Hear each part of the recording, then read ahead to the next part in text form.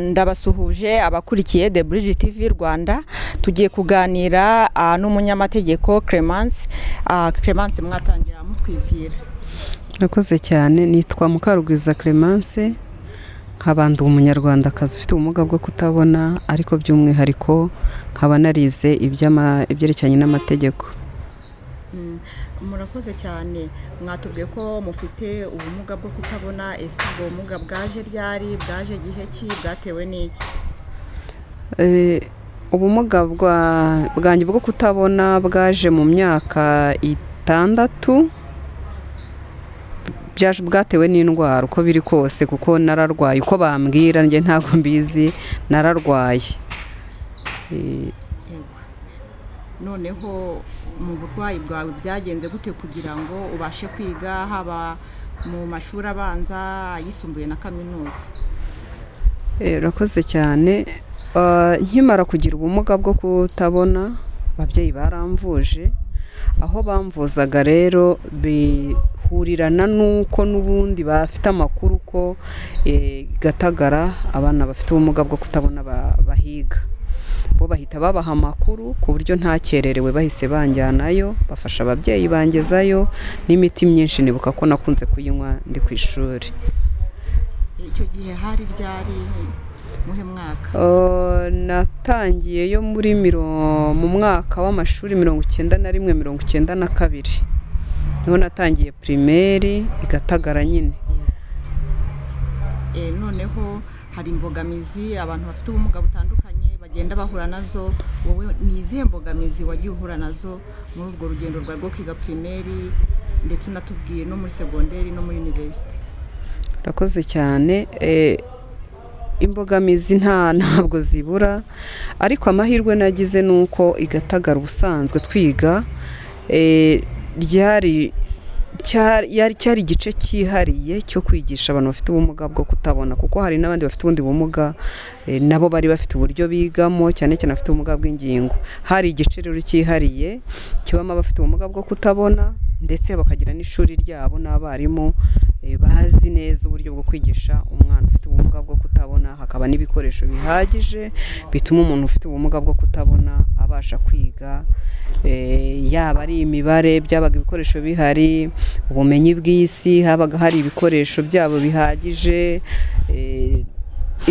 n'amashusho. Hari ubundi buryo umuntu yabashaga kumenya koko, bakakwereka uruziga ukarukoraho ruriho utuntu twa braille tugufasha kwiga ibintu ukabimenya. Ho rero habaga hari ibikoresho bihagije bituma umuntu ufite ubumuga bwo kutabona abasha kwiga.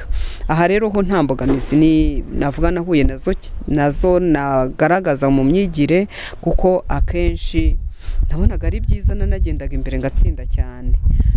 Ahubwo muri segonderi, kuko segonderi nayitangiye muri 98 ni nyuma ya Jenoside. Ubundi mbere Gatagara nta bantu bafite ubumuga bwo kutabona bakomeza segonderi, keretse ishuri ry'imyuga bari barabashyiriyeho, abiga musique, abiga ibya massage, ubugororangingo, ariko nabyo babirangiza bagataha. Rero nyuma ya Jenoside nibwo gahunda ya segonderi yatangiye, ariko biturutse ku bari batahutse bafite ubumuga bwo kutabona, bari barize abenshi ni muri Kenya, bafite na za lisanse. Baravuga bati riko kuki mu Rwanda bitakorwa. Bazana rero uwo muco mwiza bakuye muri Kenya, baraza bakora ubuvugizi binyuze mu bumwe nyarwanda bw'abatabona, nk'umuryango bari bashinze uharanira uburenganzira n'inyungu z'abantu bafite ubumuga bwo kutabona. Bakora ubuvugizi, twemererwa gukora ibizamini bya leta, tukajya muri segonderi. Nuko twagiye muri segonderi, abenshi bafite ubumuga bwo kutabona, naho iyo nzira baharuye niyo twaciyemo kugira ngo tujye muri segonderi. Tugeze rero muri segonderi, urumva aho twagiye mu ishuri ridaheza, niko nabivuga, kuko higagamo abana badafite ubumuga benshi. Ugasanga abafite ubumuga bwo kutabona ni nka 20, 10 na bangahe. Wenda uko imyaka yagiye ikura nibwo wabonaga umubare ari munini, ariko abanyeshuri nk'igihumbi 800 ugasangamo uwo mubare muto w'abafite ubumuga bwo kutabona. Hariya rero habaga kimwe no muri kaminuza. Segonderi nayize i Gahini, ni ishuri ry'Abangilikani ariko rifashwa na leta. Hanyuma nahize imyaka 6, troncome na cycle supérieure, ariko muri cycle supérieure nkurikira indimi n'ubuvanganzo. Imbogamizi rero twahuraga nazo muri ibyo bihe byose twigaho, cyane cyane ko ari ukutabona ibitabo byo gusoma. Yabaga ari imbogamizi cyane kugira ngo ubashe nawe kubona documentation, bashe kumenya umwandiko batanze, uretse kuba mugenzi wawe yagusomye cyangwa mwarimu yagusomye ukagira ibyo wumva, kugira ngo ugire ibindi bikorwa bijyanye no gusubiramo usoma ibitabo, byari ibintu bigoye cyane. Ikindi nk'imbogamizi twahuye nayo ariko na ivaho mu kwiyadapta, nuko abanyeshuri ubwabyo haba n'abarimu ntabwo bari bamenyereye umuntu ufite ubumuga bwo kutabona kumubona mu ishuri. Bisa nka rero byabanje gukreye imbogamizi gatoya, kurangara kw'abanyeshuri, uko bakurangariye niko bakurangaza nawe wibaza uti ndiki ko narangaje abantu. Ugasanga n'umwarimu nawe hari igihe yibagirwa ko uhari kuko atanazi uburyo bwo kukwigisha, n'amasaha agomba gukoresha. Ugasanga nyine bisa nk'imbogamizi, ariko izo buhoro buhoro uko mugenda muganira nabo, kugirana umubano n'abandi banyeshuri, ugasanga zivuyeho, bituma tubasha kwiga neza turanatsinda nubwo izo mbogamizi zabaga zihari. Bisa rero ni kimwe no muri kaminuza, imbogamizi twahuye nazo gahini zisa n'izo muri kaminuza, kuko nabwo twahageze turi bashya. Twatangiye yo muri 2008 mu rwego rwo kugira ngo nabura leta aho kwishyurira abantu hanze yishyurira umubare mutoya w'abantu bafite ubumuga bwo kutabona, babigerageze mu gihugu higa umubare munini, nibabona bikunda bwo bigabanye n'amafaranga yo kujya baravuga ngo tugiye kwishyurira abantu hanze, kuko niho babonaga yuko bishoboka. Tugize Imana rero babyemeye, babyumvise, tutangira muri 2008 niho promotion ya mbere yatangiye muri kaminuza, byemerwa muri mu ishami ry'uburezi kiye, ndetse no muri kaminuza nkuru y'u Rwanda niho byatangiriye. Ariko ubwo jewe nagiye muri kaminuza nkuru y'u Rwanda kuko niho hari amategeko, ahandi ho hari uburezi, je nagiye muri kaminuza nkuru y'u Rwanda.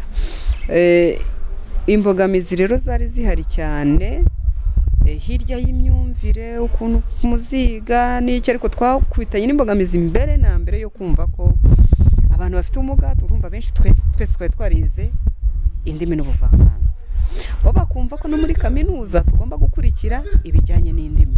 Ese tukiri aho ngaho ko wari warize indimi n'ubuvanganzo, ni iki cyatumye ujya kwiga amategeko? Murakoze cyane. Mu by'ukuri ntabwo nize indimi n'ubuvanganzo ariyo mahitamo, cyari amahura kuko nicyo cyashobokaga, cyari gihari. Byiga gutya, ariko mu mutima wanjye numva nkunze, ubundi nanga ibintu by'akarengane, akantu kabaye ukuntu nakundaga gukurikirana umuntu, nyine nkumva muri jewe harimo ko ngomba kumenya amategeko, kumenya uburenganzira, kugira ngo ndwanye umuntu wandenganya cyangwa se urenganya abandi. Kuko rero bitashobokaga ko mbyiga ndi muri segonderi kubera ubumuga n'amashuri kubabyumva, so muri segonderi bitari biriho, mobilije kwiga ngaho imyaka 6, ariko ngeze muri kaminuza ndavuga nti oya, ni ukwibohora, nta mpamvu yo kugira ngo njye kwiga icyongereza cyangwa se ibijyanye na literature, kandi n'undi ntarabikundaga. Nari mbonye rero umwanya mwiza, bisa nkaho turwanye igitekerezo bari bakoze cyo kumva ko tuziga tuva muri Batiment Centrale tuze mbese inzira bari batunganyije ari ukugira ngo tugere muri Batiment Centrale, kuko ni habindi mibigiraga tugaruke tugera aho turyama hafi yari hari restaurant ahantu bita Viette, naho bari bateganyije. Turavuga tuti hoya, twebwe rero tuzajya buri wese mu tureka hitemo, nuko tugira Imana ku bw'amahirwe, ariko ndwara urugamba rukomeye, baratwemerera buri wese arabohoka, mutubwira amafakulite araha turayamenya, buri wese ahitamo ibyo ashaka. Ubwo tujya ku rugamba rwo kuvuga ngo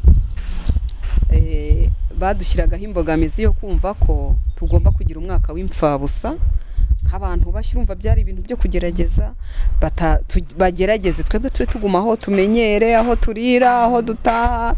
Hanyuma turavuga tuti rero ibyo ni byiza, ukwezi tumaze kumenyana n'abantu, aho turira turahazi, kugenda nta kibazo dufite, mureke tujye no mu ishuri tugerageze twumve uko abarimu banigisha, twumve ko n'umwaka utaha tuzabishobora. Tugira Imana rero baratwemerera, buri wese mu gafakulite yahisemo tujya mu ishuri ku munsi wa mbere, tutashye dukora akanama, mwabibonye gute wowe aho wagiye? Tuti twemera umwaka ubimfabusa kandi peremu bayikuyeho abandi bari kwiga. Tuhita tuba tuti rero twemeze ko ibanye ngo tujya kubibwira registreri, hanyuma nawe utarabyumvaga nyine urumva byari bishya kuri we, atubwira ukuntu kutanadushimishije, ariko turamubwira tuti oya nibe ane academic, tumwemeje ko ibane academic, tuti ubwo uzatsindwa azahita ataha, nta kibazo mfite.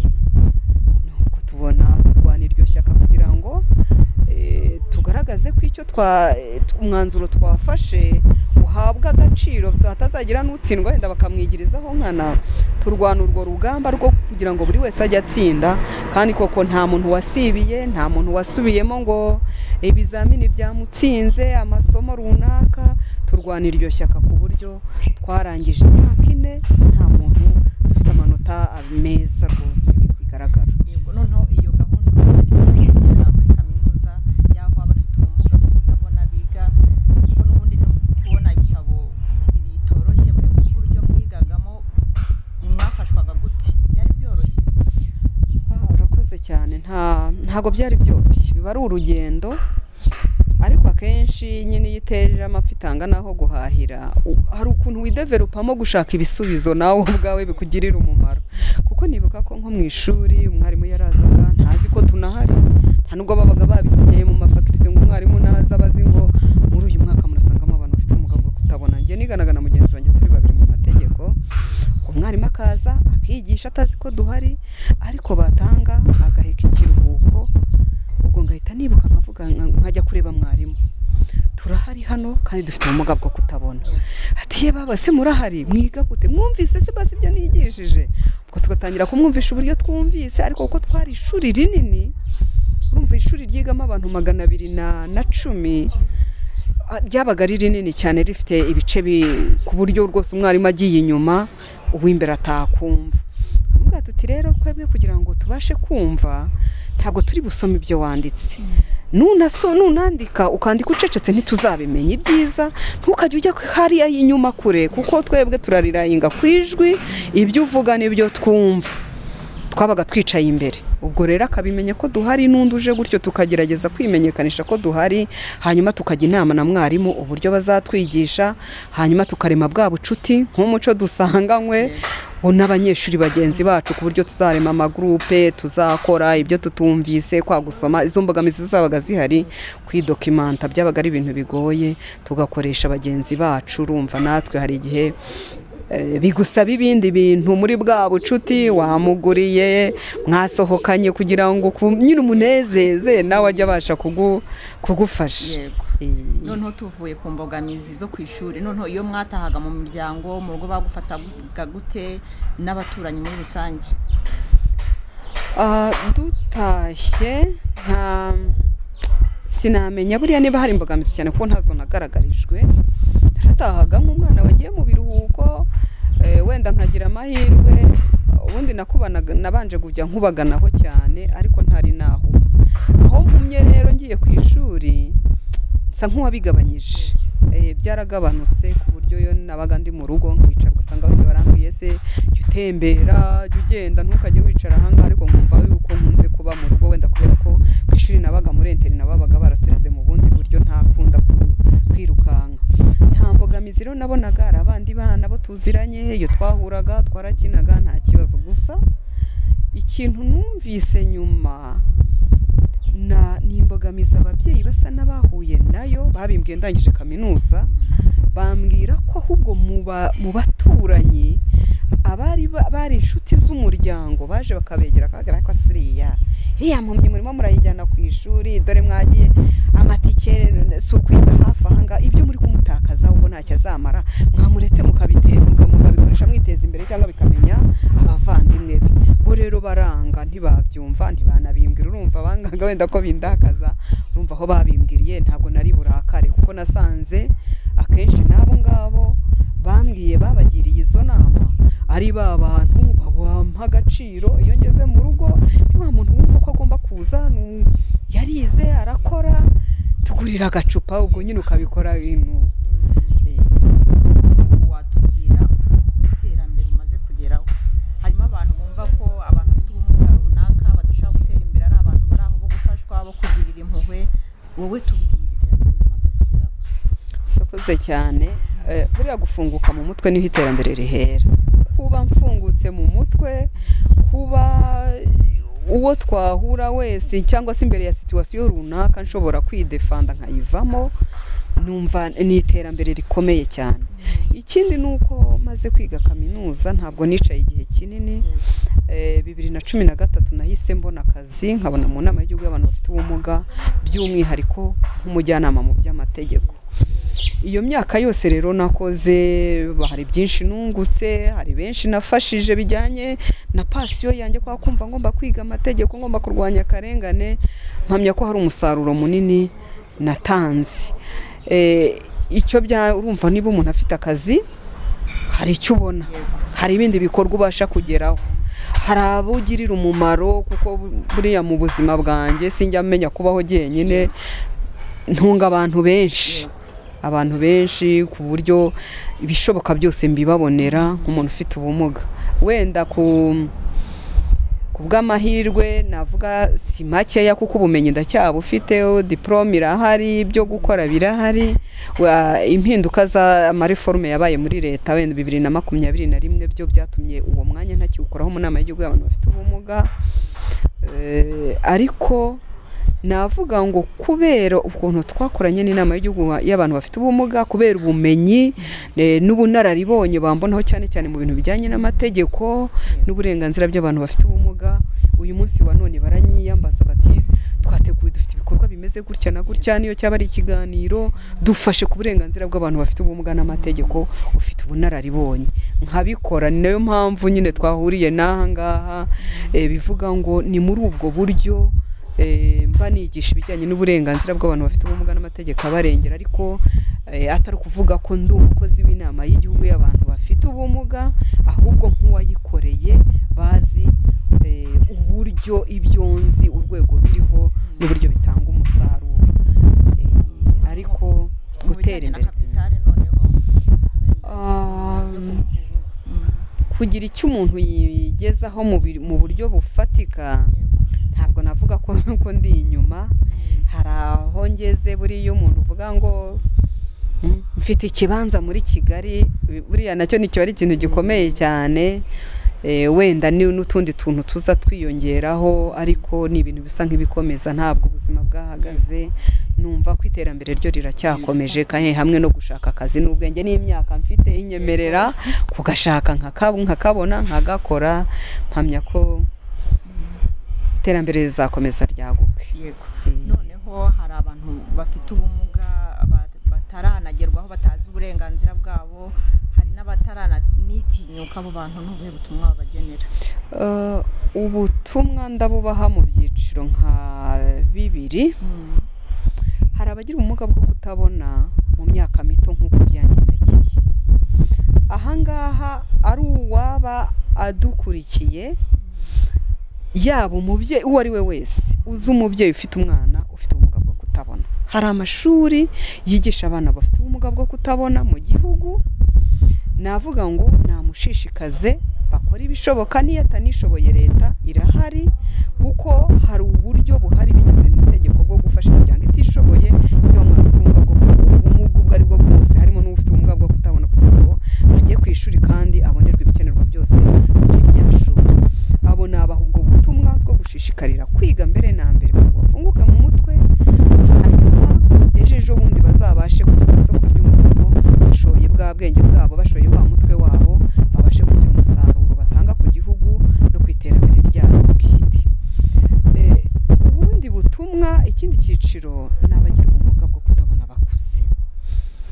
Biragorana iyo umuntu atakaje kureba akuze, yari ari mu kazi, yakoraga ibintu runaka, hari icyubahiro yari afite, uburyo bamubonaga muri sosiyete. Iyo kutakaje kubona rero ahita yibara nk'uwapfuye. kumva ko bya buzima bwarangiye, ntago bakimwita rya zina ryiwe, abo yabasangiraga, abo byabamuhamagaraga muri abo yari afitiye umumaro batangira kumwita iruhuma, yarahumye, mbese agaciro gahita kavaho. Nabwira uwo muntu uwatwumva ko nibimubaho cyangwa se azi uwo byabayeho, mbere na mbere no kumwegera no kumuhumuriza, kumwereka ko ubuzima burakomeje. Hari izindi porogaramu zihari zimufasha kwibona cyangwa se kwiyadabuta, kuba rehabilite mu buzima, agakomeza muri cya cyubahiro cye, agakomeza muri wa mwuga yakoraga bitewe n'uwo ari wo, agakomeza muri ka kazi yakoraga bitewe n'ibyo yakoraga, ariko ko hari n'amategeko amurengera igihe bigaragaye ko na ka kazi yakoraga n'ubumuga yagize atagishoboye kugakora. Ntabwo igisubizo ari uko byamurangiranye ngo agende yicare, abo uwo gutega akaboko, abo uwo kumva ko ari umutwaro. Hari andi mahirwe yo kugira ngo akomeze ku isoko ry'umurimo, agaragare mu bikorwa bya kominote, ibikorwa by'ahatuye, akomeze abigaragaremo na bwa bumuga afite. Kumugara rero si ukudashobora, birashoboka, hari amahirwe, Imana yaciye inzira mu buryo bwose. Wenda ikibazo nuko abantu hari igihe batabimenya bagahura n'izo mbogamizi, ariko navuga ngo ubutumwa ku muryango nyarwanda, wakubitana n'umuntu ufite ubumuga, ku babyeyi baba bafite abana bafite ubumuga, nubwo ariko umuryango nyarwanda cyane cyane guhindura imyumvire, bakumva ko wa muntu ufite ubumuga uri muri ya kominote nawe ni umwe mu bagize urusobe nyabantu aho batuye. Serivisi zihatangirwa nawe ziramureba, ibitekerezo azabitanga nk'abandi, ntibakumve ko kuba yagize ubumuga ibitekerezo atazabitanga kandi atarabugira yabitangaga. Numva ari ubwo butumwa hari natanga, ubwo keretse hari ikindi. Murakoze cyane Clemence, abadukurikiye mwumvise ubutumwa bwiza yatugejejeho, atwereka ko abantu bafite ubumuga bwo kutabona bafite ubushobozi nk'ubw'abandi badafite ubumuga bwo kutabona. Ndabashimiye cyane ndetse mbifuriza iterambere, by'umwihariko Clemence nkwifurije iterambere mu buzima bwawe bwose, mwifurije ibyiza. Mwakoze cyane. Yego, murakoze cyane, kandi n'abanyarwanda bakurikiye iki kiganiro, mpamya ko hari umusanzu bagiye gutanga mu byo twavuze, cyane cyane no gukumira imbogamizi zatuma umuntu ufite ubumuga atagaragaza uruhare rwe cyangwa se uburenganzira bwe atabasha kubwinjoyinga uko bikwiye. Mwakoze cyane. Mwari kumwe nanjye umukunzi Mediatrice.